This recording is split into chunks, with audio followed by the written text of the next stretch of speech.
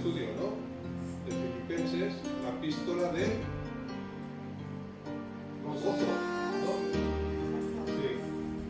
Y hoy vamos a ver el capítulo 2, versículos del 1 al 18. Un tema, bueno, pues es impresionante, ¿no? El texto, todo lo que dice aquí el apóstol Pablo. Y yo os diría que es uno de los temas doctrinales más importantes de toda la Biblia. El pasaje que vamos a ver hoy, que bueno, está dentro de la epístola del gozo, ¿no? Pero es uno de los pasajes más importantes doctrinalmente hablando, ¿no? De las enseñanzas cristianas más importantes que hay en la Biblia. Así que vamos a meditar en estas cosas que son, bueno, espectaculares, ¿no? Vamos a ver en primer lugar versículos 1 al 4, la unidad y la humildad. En versículos 5 al 13, buscar la mente de Cristo, muy importante. Y versículos del 14 al 18, cooperar con Dios, ocupándonos de nuestra salvación y vivir como hijos irreprensibles en un mundo de maldad. Toma ya. Bueno, vamos a ver si esto es posible, si no es posible, y cómo lo que nos dice el apóstol Pablo acerca de esto, ¿no? Así que, bueno, en primer lugar, exhortaciones en cuanto a la vida y el carácter cristiano. Ahora vamos a leer el texto en un momento, pero claro, yo me acuerdo cuando llegué a la iglesia, hace ya muchos años, oí esta palabra exhortación. Ostras, me daba un poco de miedo. Te van a exhortar, ¿vale? ¿No pasaba esto a vosotros? Oye, tengo que exhortar a este hermano porque tal, ¿no? Es como reñirle, ¿verdad? Es como echarle la bronca por algo, ¿no? Sí. Bueno, nada más lejos de esto. La palabra original nos dice que exhortación es un ruego o una invitación, un consejo, también a veces una amonestación, ¿no? Pero no esa idea un poco absurda, ¿no? Que algunos teníamos al principio de que cuando te van a exhortar es que te van a decir, pues, a reñirte, ¿no? Sobre alguna cosa que has hecho mal y entonces tienes miedo y temor. Una exhortación, aquí el sentido es de una invitación que hace el apóstol Pablo. ¿Para qué? Para nuestro bien, para nuestra felicidad, ¿no? Entonces, vamos a ver cómo la invitación es a seguir a Jesús, a seguir a Cristo y a imitarle a Él, ¿no? Así que yo creo que esto de exhortar es un poco como el futbolista, ¿no? Que ya ha hecho un par de faltas a su adversario y entonces el árbitro ve y le dice, oye, no, todavía no. Te aviso, a la próxima te voy a sacar la tarjeta. ¿No?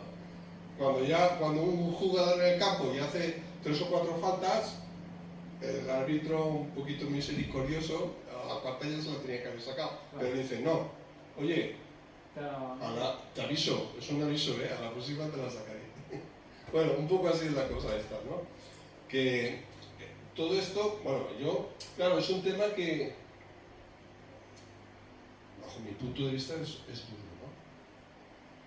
Y bueno, yo lo que quiero compartir con vosotros no es mi opinión, es lo que dice el Señor acerca de la vida cristiana y cómo tiene que ser nuestro carácter, ¿no? Como hijos de Dios. Así que por favor yo os pido que no se enfaden conmigo. Si alguien se enfada, pues decíselo al Señor. Es cosa de él, ¿vale? Muy bien. Entonces, tenemos 3 secciones, la unidad y la humildad. Vamos a ver estos temas. Primero, buscar la mente de Dios y cooperar con Dios en nuestra salvación. ¿Vale? Bueno, puedes pasar a la siguiente. Mirad este vídeo.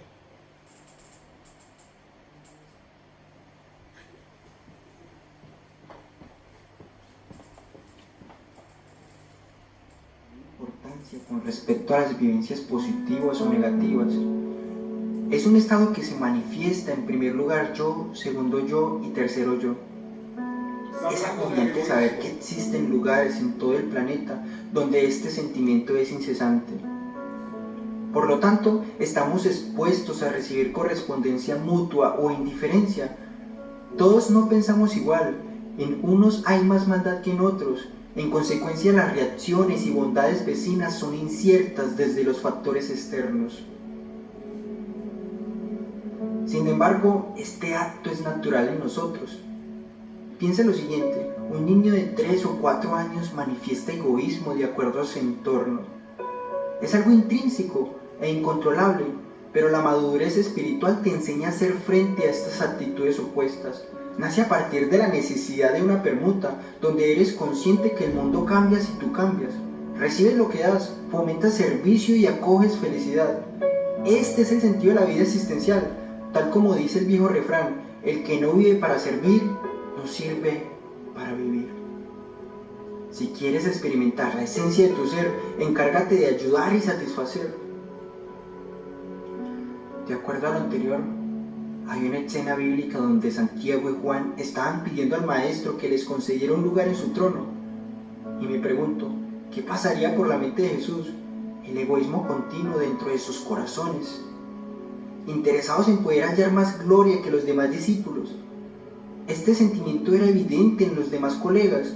Por consiguiente, Jesús dijo en Marcos 10:45, porque ni aún el Hijo del Hombre vino para que le sirvan, sino para servir y para dar su vida en rescate de muchos. ¡Qué fuerte! Mientras los discípulos pensaban en el beneficio personal, Jesús pensaba en el beneficio a los demás. Penosamente hemos sido influenciados, tantas personas pasando necesidades, otros con escasez de la palabra de Dios, tantos privados de elementos básicos para la vida, mientras que tú y yo, teniéndolo todo, nos preocupamos solamente por nuestro bienestar. Jesús dotándonos de bendiciones y nosotros guardándolas. Miserable de mí, decía Pablo. Jesús es el claro ejemplo a seguir. Ha enseñado que la vida compete en inversiones exteriores para obtener ganancias interiores. No hay compatibilidad del egoísmo al servicio, del egocentrismo a la sencillez. El espécimen creyente consiste en el amar a mi prójimo como a mí mismo. ¿Qué es el egoísmo? Ahí lo explicaba muy bien, ¿no? Es un exceso de amor hacia uno mismo. Como decía en el vídeo, primero yo, en segundo lugar yo y en tercer lugar yo. Eso es el egoísmo, ¿no? Tomar el primer lugar. Vamos a ver lo que dice el apóstol Pablo en Filipenses capítulo 2, versículo del 1 al 17. ¿Lo puedes leer, Fernando, por favor? ¿Al 17? ¿Todo lo leo? Sí, por favor. Dice, por tanto, si hay alguna consolación en Cristo, si hay algún consuelo de amor, si alguna comunión del Espíritu, si algún efecto entrañable, si alguna misericordia, completad mi gozo sintiendo lo mismo, teniendo el mismo amor, unánimes, sintiendo una misma cosa. Nada hagáis por contienda o por vanagloria. Antes bien, con humildad, estimando cada uno a los demás como superiores a él mismo, no mirando cada uno por lo suyo propio, sino cada cual también por los de los otros. Haya pues en vosotros este sentir que hubo también en Cristo Jesús, el cual, siendo en forma de Dios, no estimó ser igual a Dios como cosa a que aferrarse, sino que se despojó a sí mismo, tomando forma de siervo, hecho semejante a los hombres, y estando en la condición de hombre, se humilló a sí mismo, haciéndose obediente hasta la muerte y muerte de cruz, por lo cual Dios también le exaltó hasta lo sumo y le dio un nombre que es sobre todo nombre, para que en el nombre de Jesús se doble toda rodilla de los que están en los cielos, de la tierra y debajo de la tierra, y toda lengua confiese que Jesucristo es el Señor, para la gloria de Dios Padre. Por tanto, amados míos, como siempre habéis obedecido, no como en mi presencia solamente, sino mucho más ahora en mi ausencia, ocupados de vuestra salvación con temor y temblor, porque Dios es el que en vosotros produce así el querer como el hacer, por su buena voluntad. Haced todo sin murmuraciones y contiendas, para que seáis irreprensibles y sencillos, hijos de Dios, sin mancha, en medio de una generación maligna y perversa, en medio de la cual resplandecéis como luminares en el mundo, asidos de la palabra de vida, para que el día de Cristo yo pueda gloriarme de que no he corrido en vano, ni en vano he trabajado. Y aunque sea derramado en libación sobre el sacrificio y servicio de vuestra fe, me gozo y regocijo con todos vosotros, asimismo gozados, regocijados también vosotros conmigo. Gracias. ¿Os acordáis que lo que decíamos en la introducción, también en el texto de la semana pasada, Pablo se goza de sus hermanos en Filipos, ¿no? Está contento. Cuando piensa en ellos se alegra, ¿no? Pero ahora que está diciendo aquí, completar mi gozo, sintiendo lo mismo, un mismo afecto, una misma compasión, completar mi gozo. Si hay algún estímulo en Cristo, si hay algún consuelo de amor, si hay alguna comunión del Espíritu, sentir lo mismo, unánimes. Es decir, si Dios está con vosotros, en vuestro corazón, el Espíritu Santo está en vuestro interior, sentir lo mismo. Haced completo mi gozo siendo del mismo sentir, conservando el mismo amor, unidos en el Espíritu, dedicados a un mismo propósito. Nada hagáis por egoísmo o por vanagloria, sino que con actitud humilde cada uno de vosotros considere al otro como más importante que a sí mismo, no buscando cada uno sus propios intereses, sino más bien los intereses de los demás. ¿Creéis que es posible esto en la Iglesia? ¿Vivís esto en la Iglesia? Debería, no es del todo. No es del todo, ¿verdad? Bueno, vamos a ver los consejos que nos da, porque yo tengo que decir esta noche, esta tarde, que sí que es posible. Es posible que haya esta unidad y este afecto, esta compasión por nuestros hermanos.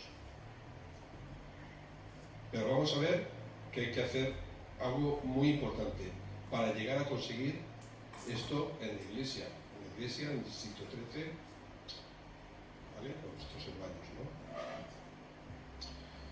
¿no? Aquí se menciona el egoísmo o la vanagloria, y eso significa que en la iglesia de Filipos, pues, ocurría esto, ¿no?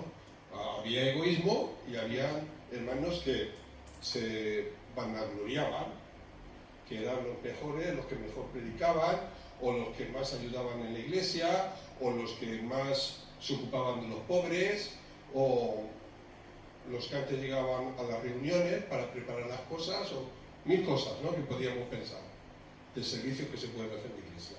Y claro, ellos se vanagloriaban de esto, ¿no? Entonces, claro, cuando el apóstol Pablo habla de esto es porque habían hermanos así que eran egoístas y se sentían un poco orgullosos en este sentido, ¿no? Es, por decirlo de alguna forma, una frase, ¿no? Se sentían superiores a los demás.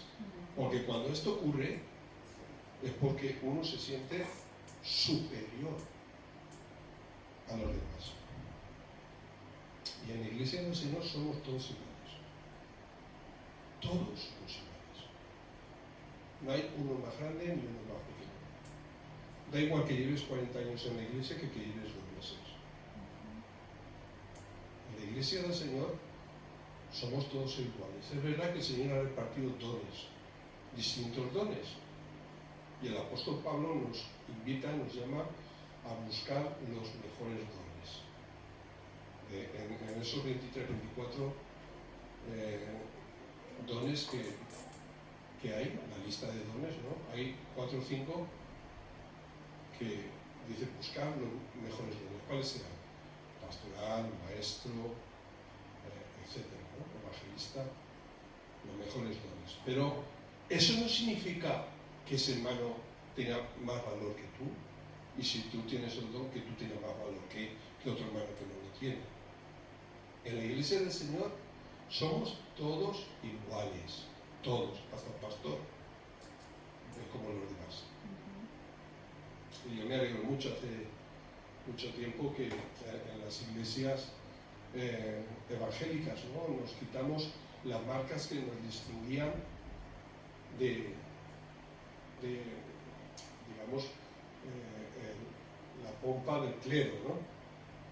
Los sacerdotes que iban con sotana y vestían y predicaban y estaban sobre una tarima alta, ¿os acordáis? En las iglesias esas antiguas, que en las catedrales todavía están aquí, ¿no?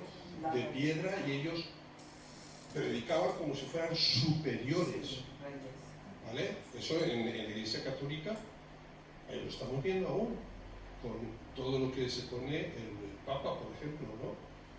Con el anillo de oro, con el cetro, con la mitra, con todo.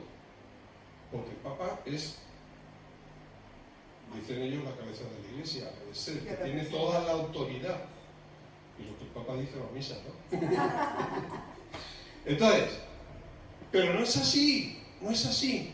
En la iglesia de Jesucristo somos todos iguales. Somos todos iguales. Y todos tenemos el mismo valor y la misma importancia. Yo me alegro mucho de que ya hace unos años también los pastores empezamos a quitarnos las corbatas. Porque predicábamos, todos iban sin corbata y nosotros teníamos que predicar con corbata, ¿no? ¿Y por qué nos quitamos la corbata? Con traje. Para identificarnos más con los hermanos, porque no somos superiores, porque no predicamos sobre tarimas. Ahora predicamos porque somos iguales. No hay uno mayor que otro en la iglesia. Todos somos iguales y todos tenemos la misma importancia. Dones diferentes, pero... Sí. Hay responsabilidades y dones distintos, y cada don, y eso hay que respetarlo. El hermano que tiene un don de pastor, Pero todos son dones de servicio. sí, son dones de servicio, es verdad, hasta el del pastor, ¿no? Es para servir a la congregación, ¿vale? Pero el que tiene un don, como el pastor, hay que respetarlo. Para eso los pone Dios, ¿no? Dios pone a los pastores para cuidar de la grey, de la congregación. Entonces ellos tienen el don del Espíritu Santo para poder ayudar, animar, exhortar en amor. Yo cuando digo la palabra exhortar, que veíamos antes de exhortar en amor. Porque exhortar sin amor no tiene sentido, ¿no? Entonces, eso hay que respetarlo. Pero delante de Dios y delante de los hermanos, la misma importancia tiene unos tenemos unos que otros. Y no hay diferencia de ningún tipo. No hay diferencia de clase social, no hay diferencia de nacionalidad, ni ningún tipo de diferencia. ¿De acuerdo? Ahora aquí Pablo les pide que sean de un mismo sentir. Y ahora otra vez la pregunta, ¿esto es posible en la iglesia? Que seamos todos de un mismo sentir. Hombre, si el apóstol de Jesucristo pide que sean así, es porque es posible. No va a pedir una cosa que sea un imposible, ¿no? Les dice que tengan el mismo parecer y los mismos, fijaros, los mismos sentimientos en la obra y el servicio al Señor, ¿no? Y esta es la idea de unanimidad, de los mismos pareceres y sentimientos. La palabra del griego que recoge estas dos ideas de la unidad en parecer y en sentimiento es la misma. ¿Vale? Pronete es la palabra en griego. P-H-R-O-N-E con acento T-E. Esa es la palabra original. Y la palabra original recoge estas dos ideas. O sea, para la unidad en parecer y la unidad en sentimiento solo hay una palabra. ¿Por qué es esto? Porque va junto, va ligado la unidad de parecer y de sentimientos. ¿Vale? Y yo, bueno, creo que se resume aquí con una frase fabulosa, ¿no? Un solo amor. Una sola alma, dice el apóstol. Un solo amor, una sola alma. Esto es tremendo.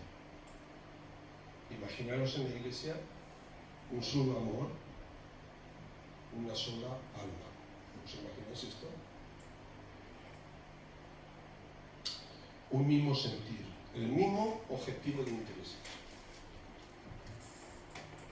Las mismas preocupaciones, impulsados por las mismas motivaciones y con unidad de propósito.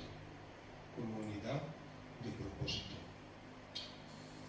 Ahora, hay dos cosas que son necesarias para conseguir esto. Esto es posible en la iglesia, pero hay dos cosas que tenemos que tener en cuenta que se hacen necesarias para conseguir esa unidad.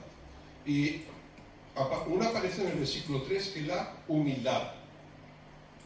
Y en el versículo 4 habla de la generosidad. Humildad y generosidad. ¿Cómo es una persona humilde? ¿Qué pensáis?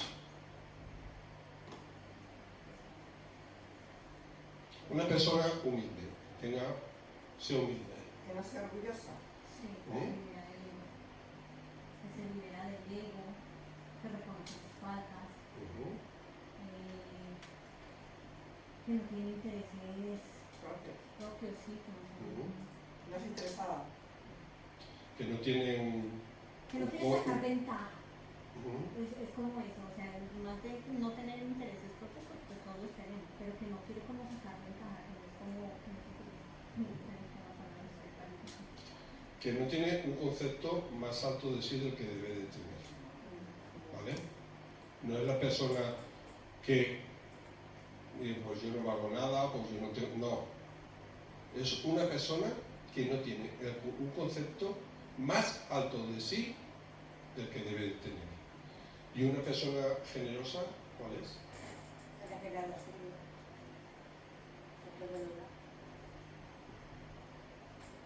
Que es generosa con los demás, que está siempre preparada para ayudar, para dar comida, dinero, a veces ropa, ¿no?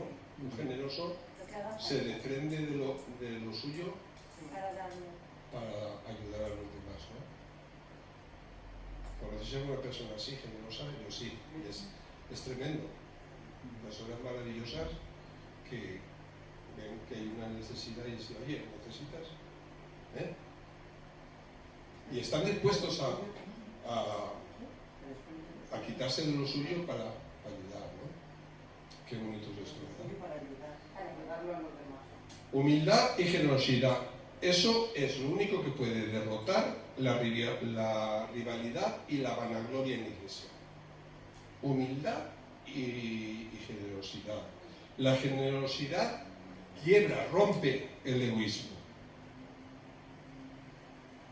Que el egoísmo es mirar, como hemos dicho ya, mirar hacia uno mismo siempre, ¿no?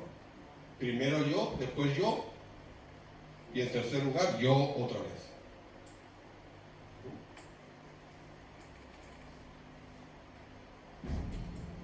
Cada uno de nosotros tenemos que ser conscientes de los dones que tenemos y de los talentos. El Señor nos llama a buscar los dones y los talentos que tenemos para ponerlos al servicio de Dios. Y no estoy yo aquí diciendo de renunciar a eso, ni hacerse menos de lo que realmente somos. ¿Entendéis? Dios nos da unos dones, unos talentos que nosotros tenemos que desarrollar. Y yo no puedo renunciar a eso que Dios me da, ni negarlo en mí, ¿no? Entonces, no estamos hablando de esto, estamos hablando de darse a los demás. yo os hago una pregunta. ¿Cómo ve Jesús a las personas?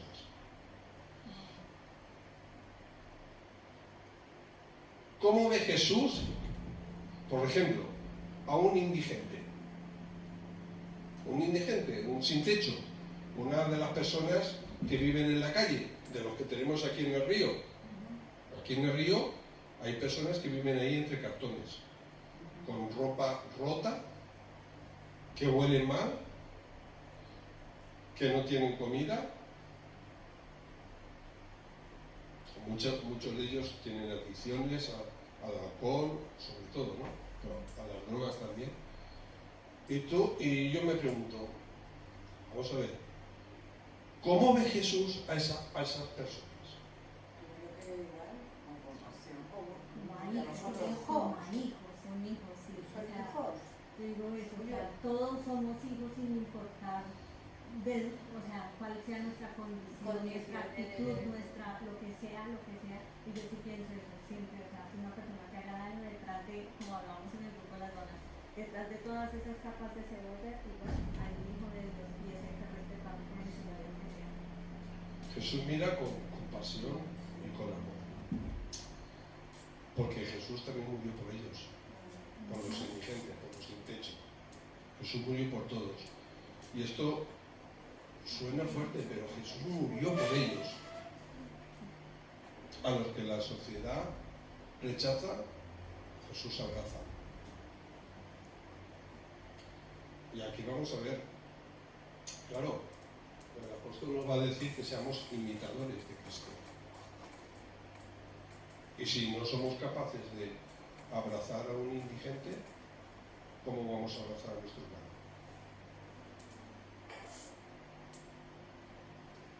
O sí podemos abrazar a nuestro hermano porque huele bien, porque va bien vestido, porque lo vemos todos los domingos en la iglesia, ¿no? ¿Y qué pasa si uno no abraza ni al hermano ni al indigente?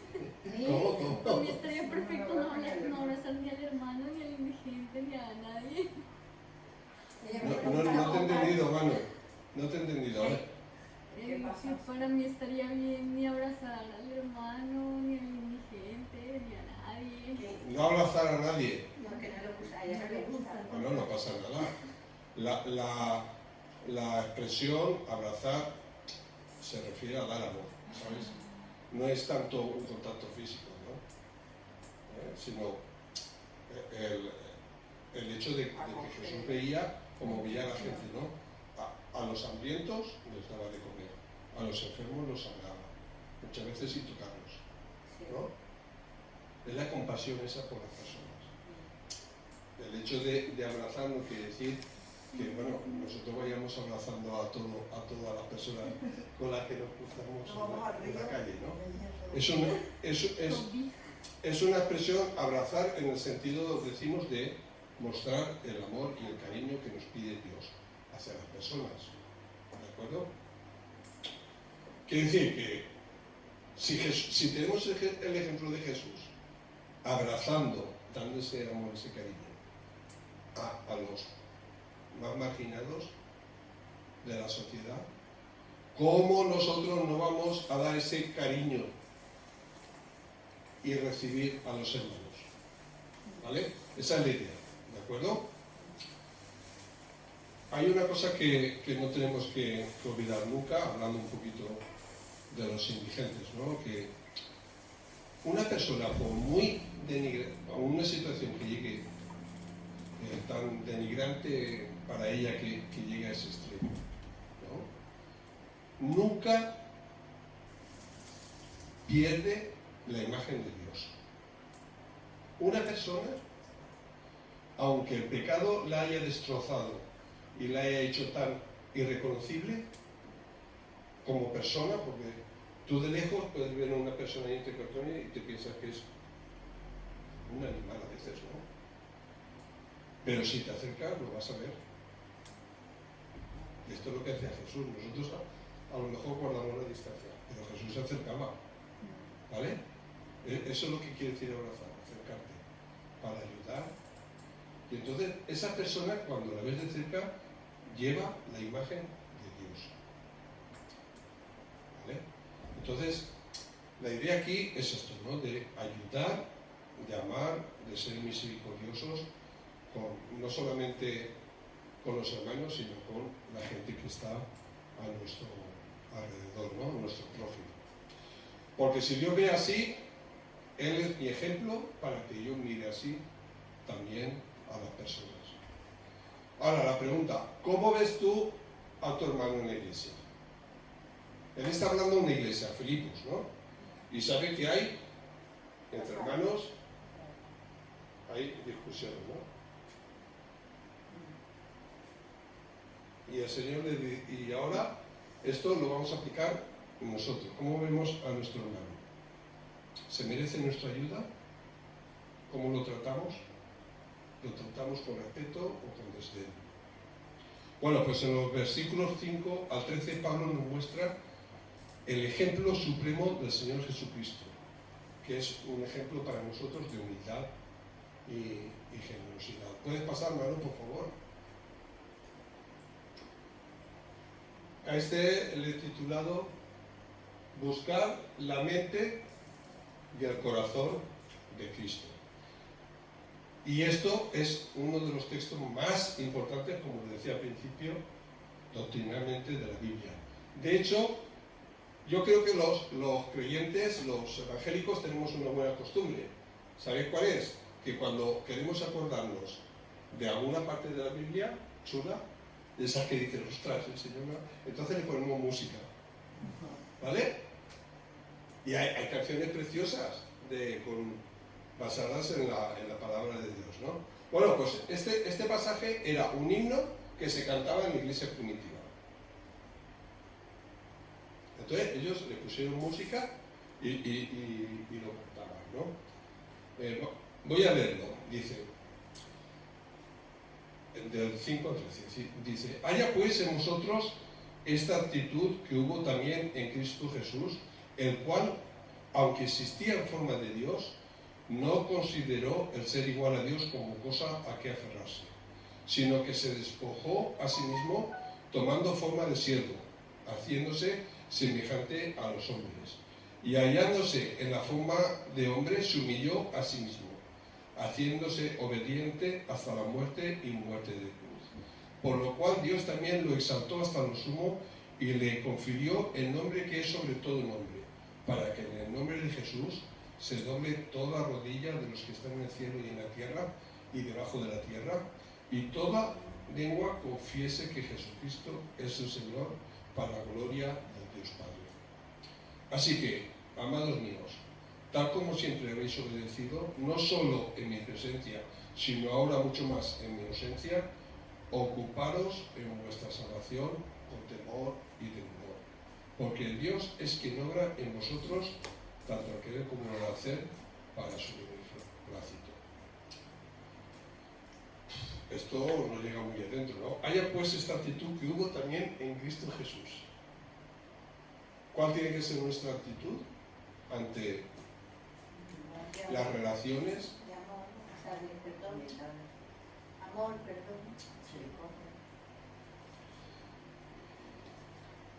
La misma actitud de Cristo, ¿no? Fijaros, ¿cuál fue la actitud de Jesús? Se entregó. Siendo el Rey de la gloria, el Eterno, el Todopoderoso, con toda su majestad, cosas que no podemos ni imaginar en el cielo, con millones de ángeles que le adoran y le sirven, sentado en el trono, Él deja su gloria y se hace hombre, como uno de nosotros.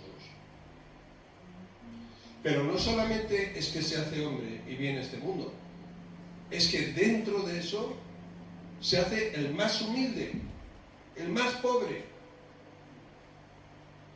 Siendo el rico, al que todo le pertenece, él se humilló a sí mismo. Dice la palabra que se rebajó a la condición de hombre, pero ya en la condición de hombre se rebaja a la condición de esclavo, porque la palabra siervo en el original es esclavo. Y todo lo hizo por amor, para que nosotros tuviéramos la salvación y la vida eterna. para darnos una vida en este mundo digna, para que seamos felices. Amén. Sí,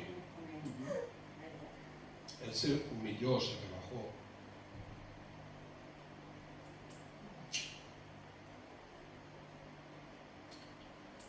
Siempre que hablo de esto, me acuerdo de Isaías 53. Vamos a ver. ¿Quieres leerlo tú, Ginés, por favor? ¿Paso? Por Es su el llegada. 54. Por su llegada como nosotros. ¿Paso? Isaías. Sí, por favor.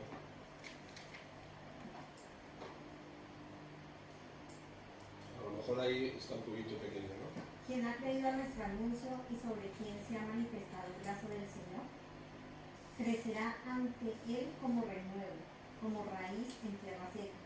No hay hermosura en él ni esplendor le veremos, más sin atractivo alguno para los que lo apreciemos. Despreciado y desechado entre los hombres, varón de dolores, experimentado en sufrimientos. Y como que escondimos de él el rostro, fue menospreciado y no lo estimamos, ciertamente. Llevó nuestras enfermedades y sufrió nuestros dolores, pero nosotros le tuvimos por azotado, como herido y afligido por Dios. Mas él fue herido por nuestras rebeliones, molido por nuestros pecados. Por darnos la paz, cayó sobre él el castigo, y por sus llagas fuimos nosotros curados. Todos nosotros nos descarriamos como ovejas, cada cual se apartó por su camino, mas el Señor cargó en él el pecado de todos nosotros. Angustiado él y afligido, no abrió su boca. Como un cordero fue llevado al matadero, como una oveja delante de sus trasquiladores. Enmudeció, no abrió su boca. Por medio de violencia y de juicio fue quitado. Y su generación, ¿quién la contará? Porque fue arrancado de la tierra de los vivientes, y por la rebelión de mi pueblo fue herido. Se dispuso con los impíos su sepultura, mas con los ricos fue en su muerte, aunque nunca hizo maldad, ni su boca profirió mentiras. El Señor quiso quebrantarlo, sujetándolo a padecimiento. Por entregar su vida como ofrenda expiatoria por el pecado, verá su descendencia, vivirá muchos años, y por su mano prosperará la voluntad del Señor. Verá el fruto de la aflicción de su alma y quedará satisfecho. Por su conocimiento justificará mi siervo justo a muchos y cargará sobre sí las iniquidades de ellos. Por tanto, yo le daré parte con los grandes y con los poderosos repartirá el botín, por cuanto derramó su vida hasta la muerte y fue contado con los pecadores, pues llevó él mismo el pecado de muchos y oró por los transgresores. Es tremendo, ¿verdad? Impresionante. La obra de Jesús por nosotros, ¿no? Cómo fue llevado a esa muerte tan cruel, tan antihumana que existe, que es la muerte de cruz, ¿no? Es lo más doloroso, lo más terrible. Mira que el hombre ha inventado multitud de formas de matar, multitud. Pero la cruz es lo más, físicamente, es lo más antinatural que existe. Esa posición en la cruz, que produce la asfixia, es tan doloroso y crea un sufrimiento que es terrible. Bueno, Jesús llegó a sufrir hasta ese punto. Nos amó, se entregó, vino como esclavo, murió, pero dice la palabra que al tercer día resucitó. Y ahora vive y está sentado a la diestra de Dios intercediendo por cada uno de nosotros. Por eso, fijaros, es que esa actitud tiene recompensa siempre. Y si nosotros imitamos a Jesús en esa actitud, vamos a tener la recompensa, que es la exaltación, porque Jesús se entregó, murió, pero resucitó. Y después ascendió a los cielos. Y Dios lo ha exaltado. Lo ha puesto en lo más alto. Dice, por tanto yo le daré parte con los grandes y con los fuertes repartirá despojos, por cuanto derramó su vida hasta la muerte y fue contado con los pecadores, habiendo él llevado el pecado de muchos. Y Dios lo ha exaltado, el Padre lo ha exaltado para que delante de Él se doble toda rodilla de los que están en el cielo y de los que están en la tierra. No hay más grande, con más autoridad que nuestro Señor Jesucristo. Y Él es nuestro ejemplo. Y el Señor recompensa a los que viven de esta forma. Y si nosotros aceptamos la palabra de Dios y nos ajustamos a su palabra, el Señor nos va a recompensar y nos va a glorificar. Mira, yo llevo muchos años luchando con el enemigo. Os puedo decir que la estrategia de Satanás más peligrosa para la Iglesia es hacernos creer que somos superiores a los demás. Cuando alguien en la Iglesia se cree que es superior a los demás, ahí el enemigo puede hacer mucho daño, Cuando no escuchamos a los demás, tomamos decisiones por nuestra cuenta. Cuando hacemos esto en la Iglesia, hay situaciones complicadas, ¿Cuánto daño nos hace esta mentalidad de creernos superiores? De que nosotros somos más importantes, de que hacemos mejor las cosas, de que nuestra opinión es más importante, que tenemos nosotros la razón por encima de nuestros hermanos. ¿No fue esto el pecado de Satanás? Querer ser como Dios, creerse superior a Dios y querer escalar hasta el trono de Dios, por encima de todos los ángeles. Bueno, podéis anotar para leerlo luego en casa Ezequiel 28:2, Isaías 14:13, Ezequiel 28:2 y Isaías 14:13.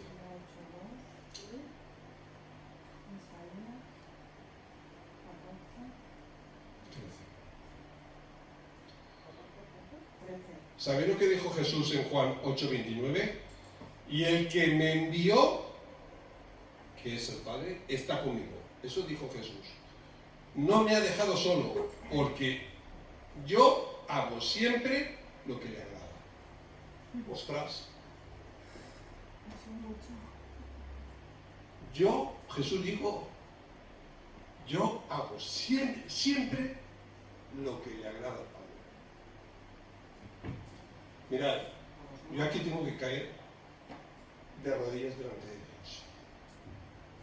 Yo no puedo decir esto.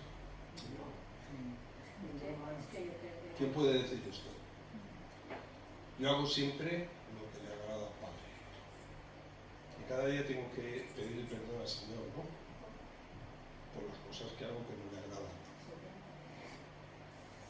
Quizás esta tarde sea un buen momento para que nosotros reflexionemos sobre esto, Y decir, mira, Señor, a partir de ahora quiero ajustarme a tu voluntad. Quiero agradarte. Quiero mirar a los demás como tú mirabas, como superiores a ti mismo, siendo el Hijo de Dios que se entrega y da su vida por aquellos que le habíamos dado la espalda a Dios, por aquellos que le habíamos rechazado. ¿Qué estás dispuesto a sacrificar? Si hubiera que sacrificar algo, a lo mejor no, pero si hubiera que sacrificar algo por hacer la voluntad de Dios, ¿estarías dispuesto a sacrificarlo? Como hizo Jesús. No sé, como decía, a lo mejor nuestra comodidad, nuestro dinero, nuestro bienestar, nuestra seguridad, nuestro orgullo a veces. ¿Estaríamos dispuestos a hacerlo? Bueno, hay mucha gente que ha dejado muchas cosas atrás para seguir a Jesús, incluso muchos han sacrificado también su vida, por amor a los demás y a los más necesitados. Yo tengo el privilegio de conocer a varios misioneros, que han dejado su país, han dejado su bienestar, su comodidad para irse a servir, ¿no? ¿Sabéis? La ONG nuestra, Yo Iré, ONG, tiene esto como fundamento, ¿no? Servir a países más necesitados que España, ¿vale? Entonces, porque Jesús vino a servir a los necesitados. Y nosotros también, en este sentido, tenemos que seguir su ejemplo e imitar lo que él hizo, ¿no? ¿Puede pasar, Manu, por favor?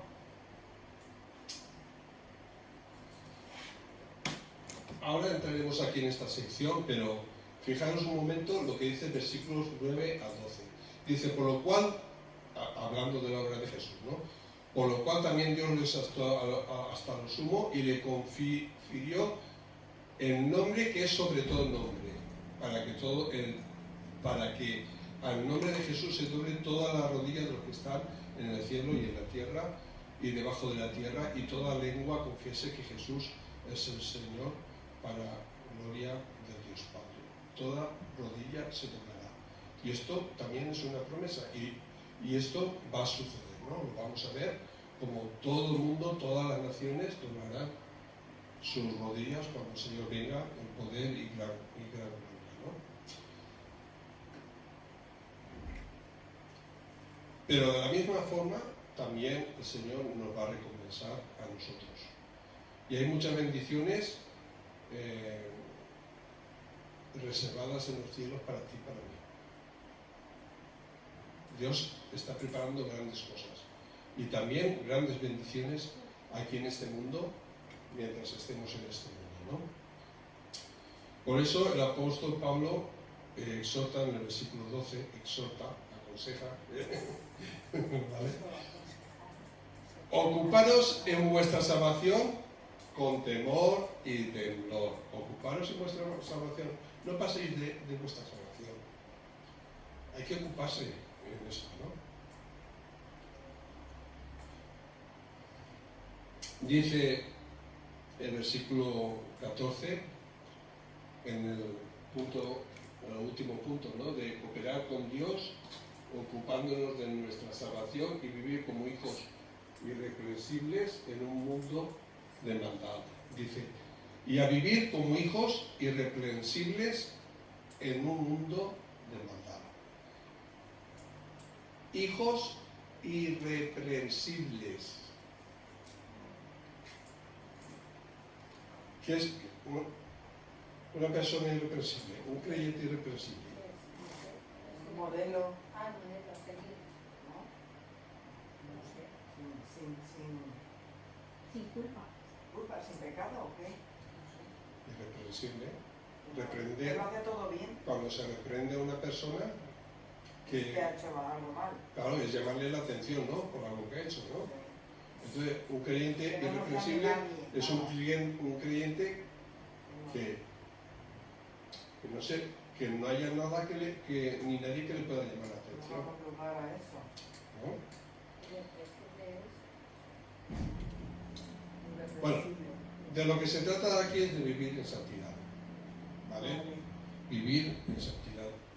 Y bueno, ya conocemos el amor y la misericordia de Dios para nosotros, pero la importancia de dar el primer lugar a Dios en todas las cosas.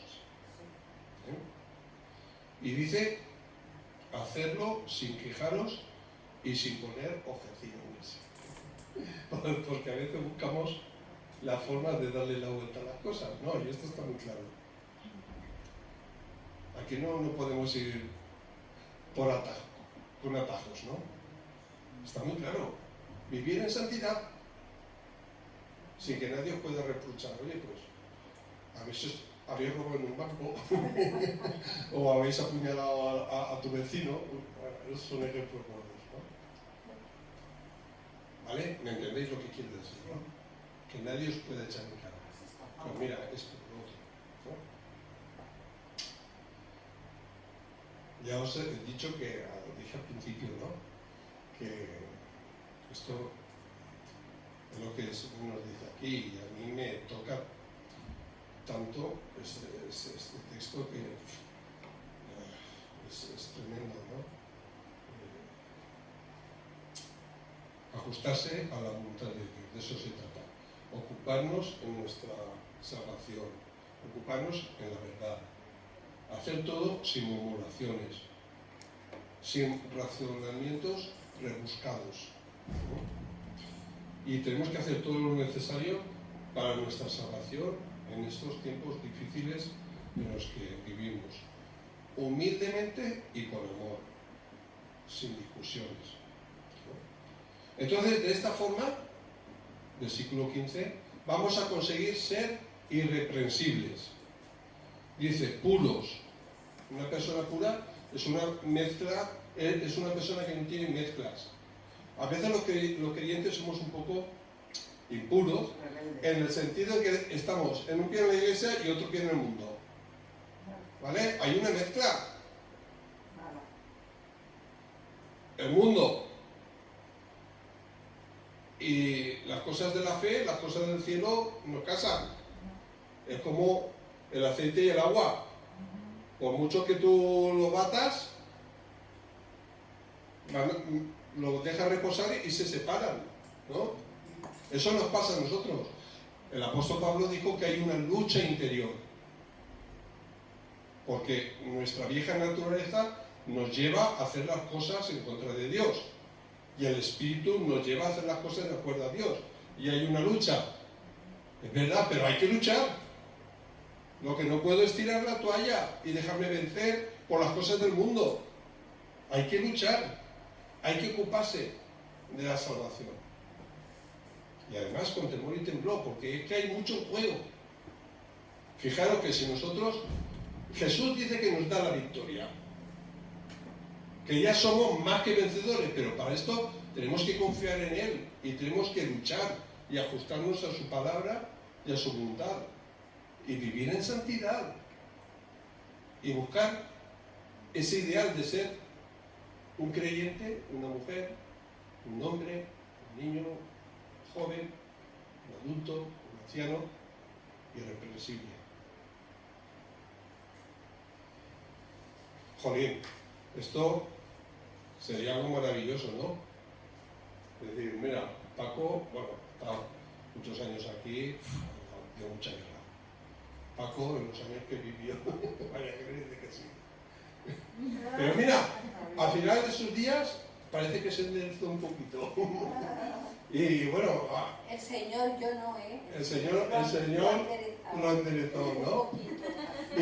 Y bueno, parece que no haya nada que se le pueda achacar en este sentido. Claro, somos personas y todos fallamos, ¿no? Pero no hay nada así, ¿vale? Jolín, eso estaría guay, ¿no? Que sucediera así. Que la gente, nuestros hermanos, lo vieran como irreprensibles, ¿no? Dice ya los últimos versículos, 16, 17 y 18, sosteniendo firmemente la palabra de vida, a fin de que yo tenga motivo para gloriarme en el día de Cristo, ya que no habré recorrido en vano, ni habré trabajado en vano. Pero aunque yo sea derramado como libación sobre el sacrificio y servicio de vuestra fe, me regocijo y comparto mi gozo con todos vosotros. Y también vosotros os ruego, regocijaos de la misma manera y compartir vuestro gozo conmigo. El apóstol Pablo también es un ejemplo, ¿no? De esa entrega, de ese amor, siendo apóstol. Él sí que era un apóstol de Jesucristo, un enviado. Él sí que era apóstol. Y estuvo con Jesús durante sus 3 años de ministerio. O sea, él vio, como los apóstoles, el ministerio, o yo directamente de los apóstoles, lo que Jesús había hecho, y él se convirtió y fue comisionado directamente por Jesucristo, ¿no? Como apóstol, ¿no? Para llevar la palabra y el evangelio a todo el mundo, ¿no?